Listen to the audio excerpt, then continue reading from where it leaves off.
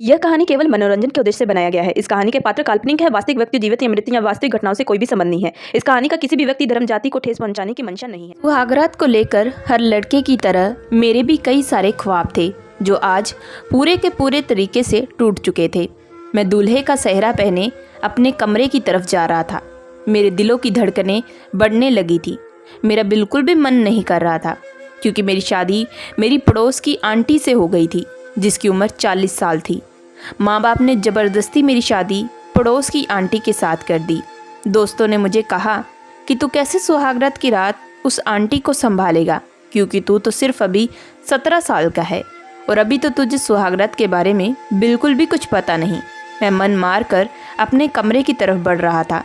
मैंने सोचा था कि शायद मेरी उम्र से तो वह इतनी बड़ी है तो शायद मेरे साथ कुछ संबंध नहीं बनाएंगी, लेकिन शायद ये मेरी गलतफहमी थी। जैसे ही मैं कमरे के अंदर दाखिल हुआ तो मैंने देखा कि मेरी जो पत्नी थी वह एक खूबसूरत सी नाइटी पहनकर बिस्तर पर बैठी थी। जब मैं उसके नज़दीक गया तो उसने मुझे पकड़कर ऐसा कुछ किया जिससे मेरी रात भर चीखें निकल गई थी क्योंकि उसने रात भर मेरे साथ, मेरा नाम सतीश है, मेरी उम्र 17 साल है। मेरे घर में माता पिता और मेरी एक छोटी बहन रहा करती थी। हम लोग एक मिडिल क्लास फैमिली से बिलोंग करते थे। मैं माता पिता का एक बहुत ही सुलझा हुआ लड़का था। मैंने आज तक कोई भी गलत काम नहीं किया था। हम लोग अपनी ज़िंदगी में बहुत ही ज़्यादा खुशी खुशी से ज़िंदगी बिता रहे थे कि तभी अचानक हमारे मोहल्ले में एक औरत रहने के लिए आई। उसके साथ उसकी बेटी भी रहती थी। सुना था कि वह औरत विधवा है। उस आंटी का घर हमारे घर के सामने वाले घर में था। अक्सर हमारी गली के लड़के उस लड़की पर लाइन मारा करते थे। मुझे भी वह लड़की बहुत पसंद आ चुकी थी क्योंकि वह थोड़ी चुपचाप सी रहती थी और उसकी खूबसूरती का कोई ठिकाना ही नहीं था। मैं भी धीरे धीरे उस लड़की को पसंद करने लगा था। जब भी छत पर जाती तो मैं भी उसे छुप छुप कर देखा करता था, लेकिन आज तक मैंने अपने प्यार का इजहार उसके सामने कभी भी नहीं किया था। मैं उन दिनों अपनी 10वीं कक्षा के एग्ज़ाम दिए थे। उसके बाद कुछ महीनों तक मेरी छुट्टियां थी, जो छुट्टियां मैंने अपने घर पर ही यूं ही काट कर बिताई थी। मैं ज़्यादातर वक्त अपने दोस्तों के साथ दिया करता था। मैं अक्सर दोस्तों के साथ बैठा करता तो वह अक्सर उस लड़की की तारीफ़ें किया करते थे। वह अक्सर कहा करते थे कि वह लड़की बेहद ही खूबसूरत है। वह किसी भी हाल में उस लड़की को हासिल करना चाहते थे, लेकिन मैं मन ही मन उस लड़की को पसंद कर बैठा था। बारे में मैंने अपने दोस्तों से भी कुछ भी नहीं कहा था। मेरे दोस्त अक्सर कहा करते थे कि उस घर में उस औरत के साथ कोई मर्द नहीं रहता, सिर्फ वह औरत अकेली रहती है और उसके साथ उसकी बेटी रहा करती है। एक रात को हमारे घर की बिजली चली गई थी। उन दिनों बहुत ही ज़्यादा गर्मी थी। तभी उस पड़ोस की आंटी ने हमें देखा था। हम अपने घर के दरवाजे पर बैठकर बहुत परेशान हो रहे थे, पसीने से लथपथ हो चुके थे। उस वक्त पड़ोस की आंटी हमारे पास आई और कहने लगी, क्या हुआ, आपके घर की लाइट चली गई है क्या? मेरी माँ ने कहा कि पता नहीं अचानक ऐसा क्या हुआ है जो हमारे घर की लाइट चली गई है। पूरे मोहल्ले की लाइट है लेकिन सिर्फ और सिर्फ हमारे घर की गई है, और देखिए गर्मी से तो और भी ज़्यादा बुरा हाल हो रहा है। तभी वह पड़ोस की आंटी कहने लगी कि आप एक काम करें, अब मेरे साथ मेरे घर चले। मेरा घर तो सामने वाले घर में ही है और वह घर बहुत ही बड़ा है। आप सब लोग आराम से आ सकते हैं और पड़ोसी के काम नहीं आएगा तो भला कौन आएगा। शुरू शुरू में तो मम्मी को हिचकिचाहट हो रही थी क्योंकि मम्मी तो उस औरत को इतना जानती ही नहीं थी, लेकिन उस औरत के काफ़ी बार बोलने से हम लोगों ने मशवरा किया कि हम एक रात के लिए उसके घर पर रुक जाते हैं कि उसका घर तो हमारे सामने वाले घर में ही है और वह कई महीनों से यहीं पर रह रही है और ऐसी कोई बात भी हमें सुनने को नहीं मिली जिससे हम डरें। इसी वजह से हम सब ने उस औरत की बात को मान लिया था, लेकिन शायद यही हमारी ज़िंदगी की सबसे बड़ी गलती थी। मुझे तो उस औरत के घर जाने की बड़ी ही खुशी थी क्योंकि इसी बहाने से मैं उसकी लड़की को और नज़दीक से देख सकता था। इसके बाद हम लोग अपना कुछ सामान लिए और उसके घर चले गए थे। उस औरत के घर जाने से हमें काफ़ी ज़्यादा अच्छा महसूस हो रहा था क्योंकि गर्मी से हमारे कपड़े पूरे तरीके से भीग चुके थे। उस औरत ने हमें रहने के लिए 2 कमरे भी दिए थे जिसमें हम आराम से रह सकते थे, लेकिन मैं बार बार उस लड़की को देखने की कोशिश कर रहा था, लेकिन शायद वह रात के इस वक्त अपने कमरे में गहरी नींद में सो रही होगी। यही सोचकर मैं भी अपने कमरे में सोने के लिए चला गया था। और जब सुबह हुई तो हम सब ने बैठकर नाश्ता किया था, क्योंकि आंटी ने हमें घर वापस जाने ही नहीं दिया। वह हमें कहने लगी कि नाश्ता करके ही जाइएगा। मम्मी ने काफ़ी बार इनकार भी किया था, लेकिन उस औरत ने मेरी माँ का दिल जीत लिया था और तभी से उनकी और मेरी माँ की दोस्ती बन चुकी थी। धीरे धीरे इसी तरह मेरे माता पिता भी उस औरत को अपने घर पर बुलाने लगे थे और मैं भी अक्सर बहाने बहाने से उनके घर पर जाया करता था। इसी तरह हमें पूरा 1 साल बीत चुका था और इस 1 साल में मेरी माँ की उस औरत के साथ काफ़ी अच्छी गहरी दोस्ती बन चुकी थी। वह दोनों पक्की सहेलियाँ बन चुकी थी, जिससे मैं काफ़ी खुश था। मैंने सोच कर रखा था कि मैं 12वीं कक्षा पूरी करने के बाद कोई छोटी मोटी नौकरी कर लूँगा और उसके बाद उस लड़की का हाथ मांग लूँगा। मैं मन ही मन बहुत ही ज़्यादा खुश था कि तभी एक दिन आंटी मेरे पास आई और मेरी पढ़ाई के बारे में पूछने लगी। उस वक्त माँ भी बगल में थी। मेरी माँ ने कहा कि इसकी अभी 12वीं के कक्षा में ये दाखिल हुआ है और अब इसके लिए मैं कोई अच्छी सी टीचर ढूंढ रही हूँ ताकि ये और अच्छे से पढ़ सके। तभी आंटी कहने लगी कि कोई ज़रूरत नहीं है ज़्यादा पैसा खर्च करने की, तुम कल से ही इसे मेरे पास पढ़ने के लिए भेज देना। मैं बहुत ही अच्छी टीचर हूँ और इसे बहुत अच्छा पढ़ाऊंगी और यकीनन यह परीक्षा में पास भी होगा। मेरी माँ को उस औरत पर पूरा विश्वास था, इसी वजह से उन्होंने तुरंत उसकी बात को मान लिया और मैं भी इस बात से बहुत ही ज़्यादा खुश था, क्योंकि मैं उस लड़की को देखने के बहाने अक्सर उस घर में जाना ही चाहता था। दूसरे दिन मैं बहुत अच्छे से तैयार होकर अपनी किताबें उठाकर आंटी के पास पढ़ने के लिए चला गया। आंटी ने पहला दिन मुझे बहुत अच्छे तरीके से पढ़ाया था, लेकिन एक बात बड़ी ही अजीब थी। उस लड़की ने आज तक कभी भी मुझसे बात नहीं की थी। हम लोग इतनी बार एक दूसरे के घर आ चुके थे, लेकिन कभी भी उसने हमसे बात करने के लिए वह बाहर नहीं आई। वह ज़्यादातर अपने कमरे में ही रहती। एक दिन मैंने आंटी से पूछा, तभी आंटी मुझे कहने लगी कि बेटा, मेरी बेटी अपने पिता के जाने के बाद ऐसी हो चुकी है। वह किसी से ज़्यादातर बात नहीं करती। कुछ वक्त बीत जाने के बाद मैं उसकी अच्छे से लड़के से शादी कर दूंगी ताकि वह अपनी ज़िंदगी में खुश रहे। मैं भी ये बात सुनकर मन ही मन बहुत खुश था और अच्छे से मन लगाकर पढ़ने लगा। लेकिन जब मैं रोज़ आंटी के पास पढ़ने के लिए आता तो वह मेरे बिल्कुल करीब आकर बैठ जाती, जिससे मुझे थोड़ा अजीब सा लगता। अक्सर बहाने बहाने से वह मेरी पीठ को सहलाती, कभी मेरे बालों को छेड़ने लगती और कभी कभी तो मेरे हाथों को पकड़कर सहलाने लगती। यह सब देखकर मुझे बड़ा ही ख़राब लगता, लेकिन मैं आंटी समझकर इन बातों को टाल दिया करता था। सोचता था कि वह मुझसे बेटे जैसा प्यार करती है, इसी वजह से शायद ऐसा करती होगी। इसी तरह करते करते पूरे 5 महीने बीत चुके थे। एक दिन मेरे माता पिता शादी में गए हुए थे। उस दिन मैं पढ़ने के लिए आंटी के पास आ गया, क्योंकि मम्मी पापा मुझे शादी में अपने साथ लेकर नहीं गए थे। आंटी भी कहने लगी कि आप चिंता मत करें, यह हमारे साथ ही रहेगा। इसी वजह से मम्मी भी बेफिक्र हो चुकी थी। उस दिन रात को आंटी फिर मेरे बगल में आई और बहाने बहाने से मेरे हाथों को छूने लगी और फिर तभी वह मेरे पास एक दूध का गिलास लेकर आई थी। कहने लगी कि बादाम के दूध को पीने से तुम्हारा दिमाग और तेज होगा और तुम पढ़ने में और ज़्यादा होशियार भी होगे। मैं भी आंटी की बातों में आकर चुपचाप वह दूध पी लिया, लेकिन जैसे ही मैंने वह दूध पिया तो मैं पूरे तरीके से बेहोश हो चुका था। उसके बाद आंटी ने मेरे साथ क्या किया मुझे कुछ भी मालूम नहीं था। सुबह सुबह जब मेरी आँख खुली तो मेरे मम्मी पापा सामने खड़े थे और मेरी माँ बस आंसू बहाए जा रही थी। जब मैंने माँ से पूछा कि माँ बात क्या है, तो माँ मुझे कहने लगी, यह तो मुझे तुझसे पूछना चाहिए, तुझे क्या होश नहीं थी ये सब करने से पहले। मैंने कहा कि आपका मतलब क्या है। तभी माँ कहने लगी, मैं तुझे यहाँ पढ़ने के लिए भेजती थी, लेकिन तू तो यहाँ कुछ और ही करता था। तभी मैंने देखा कि आंटी रोते हुए कमरे में आई और कहने लगी कि मैंने इसे पूरी रात रोकने की बहुत कोशिश की, लेकिन ये बिल्कुल भी नहीं रुका और अब मेरे पेट में इसका बच्चा भी है। यह बात सुनते ही मेरे पूरे होश उड़ चुके थे, मानो मेरे पैरों तले ज़मीन निकल चुकी थी। मैंने कहा कि आप ये सब बातें क्या कर रही हैं, मैं तो ऐसा कुछ नहीं किया। तभी मैं कुछ बोलने ही वाला था कि आंटी और रोने लगी। तभी माँ गुस्से में आई और मेरे मुंह पर 2 चाटा दे मारी। मैं अपनी बेगुनाही भी साबित नहीं कर सका। मेरे माता पिता ने मुझ पर विश्वास नहीं किया।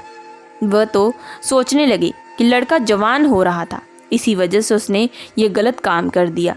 लेकिन मैं मन ही मन बहुत ही रो रहा था। मैं बार बार उन्हें समझाने की पूरी कोशिश कर रहा था, लेकिन कोई भी मेरी बात सुनने को तैयार नहीं था। मुझे भी बिल्कुल समझ नहीं आ रहा था आखिर मेरे साथ हो क्या रहा है। तभी आंटी बार बार कहने लगी कि अब मैं लोगों को क्या मुंह दिखाऊंगी। एक तो मैं ऐसे ही विधवा औरत हूँ और अब मेरे पेट में बच्चा भी है, लोग तो मुझे जलील करेंगे। तभी मेरी माँ कहने लगी कि आपको चिंता करने की ज़रूरत नहीं है, मैं आज के आज ही अपने बेटे की शादी आपसे कर दूंगी। ये सुनते ही मेरे होश उड़ चुके थे। पिताजी भी मेरी माँ की तरफ देख रहे थे। वह कहने लगे, सुलोचना तुम एक बार सोच लो, तुम ये जो फैसला ले रही हो क्या ये तुम्हारे बेटे के लिए सही रहेगा। तभी माँ कहने लगी कि यह तो इसे करने से पहले सोचना चाहिए था। मैं इनकार भी किया, मैंने माफ़ी मांगी, लेकिन इसका कोई फ़ायदा नहीं था। मैंने देखा कि वह लड़की भी दूर खड़े चुपचाप मुझे देख रही थी, लेकिन वह कुछ नहीं बोल रही थी। मैं पूरे तरीके से टूट चुका था। मुझे ज़बरदस्ती दूल्हे का सेहरा पहनाकर मंडप पर बिठाया गया। घर पर ही ये शादी की गई थी, जिसमें चंद लोग ही शामिल थे। मैं अपनी किस्मत पर रो रहा था। मैंने ज़िंदगी को लेकर क्या क्या सोचा था, वह सारे के सारे ख्वाब टूट चुके थे। मेरे माता पिता ने भी मुझ पर बिल्कुल भी विश्वास नहीं किया था। शादी के बाद मुझे मेरी बीवी के पास भेजा गया, जो कि वह आंटी थी। मेरा कमरे में जाने को बिल्कुल भी मन नहीं कर रहा था, लेकिन यह मेरी मजबूरी थी। मैं बार बार भगवान को याद कर रहा था कि आखिर मुझे किस किस्म की सज़ा दी गई है, जो मैंने कभी की ही नहीं। मैं दुखी मन लिए जैसे ही कमरे में दाखिल हुआ तो मैंने देखा कि मेरी पत्नी बिस्तर पर बैठी मेरा इंतज़ार कर रही थी। मैं चुपचाप अंदर गया और बिस्तर पर जाकर बैठ चुका था। तभी वह मुझे कहने लगी, क्या तुम मेरा घूंघट नहीं उठाओगे? क्या आज की रात तुम मुझ पर मोहब्बत नहीं लुटाओगे जैसा कल लुटा रहे थे? यह बात सुनकर मैं चुपचाप बैठ चुका था और मन ही मन सोच रहा था कि मैं तो कल भी कुछ नहीं किया था।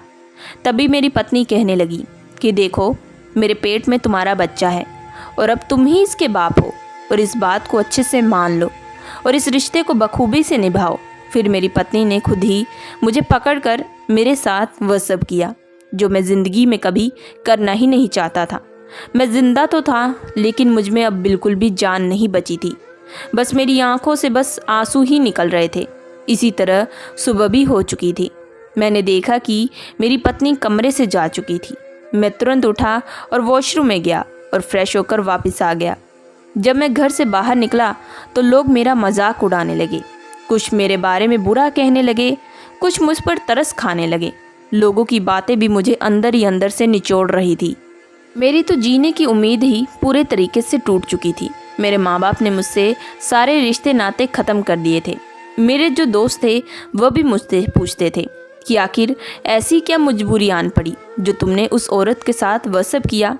लेकिन मैं किसी को भी अपने बारे में कुछ बात नहीं बता सकता था, क्योंकि कोई भी मेरी बातों पर विश्वास नहीं करता। मैं चुपचाप वहीं दोस्तों के साथ बैठकर शराब पीने लगा। मैंने ज़िंदगी में पहली बार शराब को हाथ लगाया था। आज मैं जमकर पिया था और पीते पीते कब रात के 1 बज चुके थे मुझे कुछ भी मालूम नहीं। मैं कैसे तैसे गिरता पड़ता अपने घर में दाखिल हुआ तो देखा कि दरवाज़ा उस लड़की ने खोला था। उसे देखकर मुझे गुस्सा आने लगा। मैंने कहा, अब तो तुम खुश हो ना, क्योंकि तुम भी जानती थी कि मैं तुमसे मोहब्बत करता था और तुम्हें भी सारी सच्चाई का अच्छे से मालूम था, लेकिन तुम तो कुछ बोली ही नहीं। मेरे मुंह में जो आ रहा था मैं वो बोलकर कमरे में चला गया। कमरे में जैसे गया तो मैंने देखा कि मेरी पत्नी बिस्तर पर लेटी सो रही थी। मैं भी चुपचाप उसके बगल में जाकर लेट चुका था। लेकिन फिर आधे घंटे के बाद मेरी पत्नी का फ़ोन बजने लगा। तभी मेरी पत्नी उस फ़ोन को उठाकर कमरे के बाहर निकल चुकी थी। मैं ये सब देखकर हैरान रह चुका था कि भला इतनी रात को इसे किसका फ़ोन आ रहा होगा, लेकिन मुझे इससे क्या ही लेना देना, यह सोचकर मैं दोबारा सोने लगा था। सुबह जब आँख खुली तो मैंने देखा कि मेरी पत्नी जानबूझकर मेरे करीब आने की कोशिश कर रही थी। मैं उसे हमेशा दूरी बनाकर रहता था। अब मैं रोज़ यूं ही तड़प तड़प कर अपनी ज़िंदगी जी रहा था। मेरी ज़िंदगी तो मानो जैसे पहले ही ख़त्म हो चुकी थी। लेकिन मैंने एक बात बहुत अच्छे से गौर की थी कि वह लड़की अब रोज़ मुझे छुप छुप कर देखा करती थी, लेकिन वह मुझसे कुछ भी बात नहीं करती थी। अब मैं ज़्यादातर वक्त घर के बाहर ही बिताता था। रोज़ रात को लेट ही घर पर आता। एक दिन मैं रात को लेट वापस लौटा तो मैंने देखा कि कोई आदमी घर से बाहर निकल रहा था। जब मैंने अपनी पत्नी की तरफ देखा तो वह मुझे हड़बड़ाते हुए कहने लगी कि मैं अपनी बेटी की शादी इस लड़के के साथ करने का सोच रही हूँ। यह लड़का काफ़ी अच्छा है, लेकिन जब मैंने उस लड़के को देखा था तो उसका हुलिया बिल्कुल भी शरीफ लड़कों जैसा नहीं था। लेकिन मैंने अपनी पत्नी से कोई बात नहीं की और ना ही उससे कोई बहस की, क्योंकि मुझे इससे कोई लेना देना नहीं था। इसी वजह से मैंने उस बात को भी जाने दिया। लेकिन शायद यही मेरी सबसे बड़ी गलती थी। मुझे जाकर पूछताछ जरूर करनी चाहिए थी। अब रोज़ रात को मेरी पत्नी का फ़ोन आता और वह कमरे से बाहर चली जाती और किसी से बात करने के बाद वापस मेरे बगल में आकर लेट चुकी होती। ये सब देखकर मैं पूरा हैरान रह चुका था कि इसकी ज़िंदगी में तो कोई और मर्द है ही नहीं, तो आखिर ये किससे बात करती है इतनी रात रात को। मैं अपने माता पिता के पास भी जाता तो वह भी मुझे धक्के मार के घर से निकाल देते। यह देखकर मैं और भी ज़्यादा दुखी हो चुका था। मैंने जीने की उम्मीद पूरी तरीके से छोड़ दी थी। एक रात मैंने बहुत शराब पी रखी थी और जैसे ही मैं घर की तरफ जाने लगा तो मैंने देखा कि वह जो लड़की थी वह भागती हुई मेरे पास आई और मुझे कहने लगी कि तुम जल्दी से यहाँ से भाग जाओ। मैंने कहा कि तुम ये सब क्या कह रही हो। वह कहने लगी कि जो तुम्हारी पत्नी है वह तुम्हें आज किसी बड़े सेठ के पास बेचने वाली है। जिसे सुनकर मेरे होश उड़ चुके थे। मैंने कहा, मुझे तुम्हारी बातों का बिल्कुल भी समझ नहीं आ रहा। वह तो तुम्हारी माँ है ना, और आज तुम मुझसे क्यों बात कर रही हो जब इतने वक्त से तुम कभी बात करने आई ही नहीं, और जब मेरे साथ इतना गलत हुआ तब तुम क्यों नहीं बोली, और आज तुम्हें मेरी इतनी चिंता क्यों हो रही है। तुमने सच्चाई उस वक्त क्यों नहीं बताई थी। तभी उसने अपना सर झुका लिया, लेकिन उसके बाद वो मुझे कहने लगी कि मुझे माफ़ कर दो, मैं उस औरत की बेटी नहीं हूँ। मेरे माता पिता बहुत गरीब थे और उन्होंने उस औरत को मुझे बेच दिया था। वह औरत एक धंधा करने वाली थी। वह अक्सर शरीफ लड़कों को फंसाकर उनसे शादी कर लेती है और फिर उन्हें कहीं दूर जाकर भेज देती है, और इसी तरह तुम्हारे साथ भी वह करने वाली है। मैंने आज तक कभी उनके खिलाफ नहीं गई क्योंकि मुझे अपनी जान की परवाह थी, लेकिन मैं तुमसे कहीं ना कहीं मोहब्बत कर बैठी थी। लेकिन तुम्हें इतनी तकलीफ़ में देखकर मेरे से अब बिल्कुल भी नहीं रहा गया, इसलिए मैं तुम्हारे पास आई हूँ और मैं चाहती हूँ कि तुम यहाँ से कहीं दूर चले जाओ। यह सारी कहानी सुनकर मेरे पूरे होश उड़ चुके थे। मैंने कहा कि इसका मतलब मैं सही था और उसने मेरे साथ गलत किया है। मैंने उसे कहा कि अब मैं घर से नहीं भागूंगा, क्योंकि ऐसे ही माँ बाप के सामने मेरी इज्जत गई है। माँ बाप मुझ पर विश्वास नहीं करते। मैं इस औरत की सच्चाई सामने लाकर रखना चाहता हूँ जिसमें अब तुम मेरा साथ दोगी। वह लड़की मुझे गहरी आंखों से देखने लगी, कहने लगी कि मुझे इसके लिए क्या करना पड़ेगा। मैंने उसके कान में सारी बात अच्छे तरीके से समझा दी थी। उसके बाद जैसे मैं रोज़ की तरह घर वापस गया, आज मेरी पत्नी ने मुझे दूध का गिलास थमा दिया। मुझे पता था कि वह मुझसे क्या चीज़ की उम्मीद कर रही है। मैंने जानबूझकर उसके सामने दूध का गिलास ले लिया, लेकिन जैसे ही वह फ़ोन उठाने के लिए बाहर गई तो मैंने उस दूध को तुरंत बाहर फेंक दिया था और फिर सोने का नाटक करने लगा। मेरी पत्नी ने दोबारा मुझे चेक भी किया। उसे लगा कि मैं पूरे गहरी नींद में चला गया हूँ। कुछ देर बाद उसने कुछ आदमियों को बुलाया और वह मुझे उठाकर लेकर जाने ही वाले थे कि तभी घर पर पुलिस आ गई। पुलिस को देखकर वो लोग सब के सब घबरा चुके थे। मैं मौका पाकर अपनी आंखें खोल ली और उन चोरों को दबोच लिया था। पुलिस ने तुरंत उन लोगों को पकड़ लिया। वह औरत ये देखकर हैरान रह चुकी थी। वह कहने लगी कि आखिर ये सब हुआ कैसे। तभी वह लड़की सामने आई और पुलिस को कहने लगी और पुलिस को सारी सच्चाई बताई। जब लड़की सच्चाई बता रही थी तो उसने मेरे माता पिता को भी घर में बुला लिया था और उन्होंने भी अपने कानों से वह सारी बात सुनी। इसमें वह लड़की बता रही थी कि इस औरत ने ही इस लड़के को दूध में नींद की दवा दी थी, जिसे पीने के बाद यह लड़का गहरी नींद में जा चुका था। लेकिन उस वक्त इस औरत ने ही इसका फ़ायदा उठाया था। इसने दूसरे दिन इसके माता पिता को बुलाया और कहा कि उनके बेटे ने उस औरत के साथ गलत संबंध बना लिए हैं, जिसकी वजह से मजबूरन इसके माता पिता ने इसकी शादी इस लड़के के साथ करवा दी। लेकिन इसमें इस लड़के का कोई भी दोष नहीं था। ये सब तो इस औरत की ही साजिश थी। उस लड़की ने भी अपनी पूरी कहानी पुलिस को सुनाई थी। हम सभी उसकी बातों को सुनकर आंखों में आंसू आ चुके थे। पुलिस भी उस औरत को लेकर जा चुकी थी। माता पिता को भी अब अपनी गलती का पूरे तरीके से एहसास हो चुका था। वह मुझसे हाथ जोड़कर माफ़ी मांगने लगे। वह कहने लगे कि हमें माफ़ कर दो बेटा, हमने तुम्हारी बातों पर विश्वास नहीं किया। आज मैं बहुत रोया था। आज कितने दिनों के बाद आखिरकार सच्चाई सबके सामने आई थी। ये सब देखकर मैं बहुत खुश था। 1 महीने के अंदर मैंने उस औरत को तलाक दे दिए और उसके बाद उस लड़की के साथ शादी कर ली। तो दोस्तों, आप लोगों को ये कहानी कैसी लगी हमें कमेंट करके ज़रूर बताइएगा। अगर आप हमारे चैनल पर नए आए हैं तो हमारे चैनल को फटाफट लाइक एंड सब्सक्राइब जरूर करके जाइएगा एंड बेल आइकन का बटन जरूर दबाइएगा।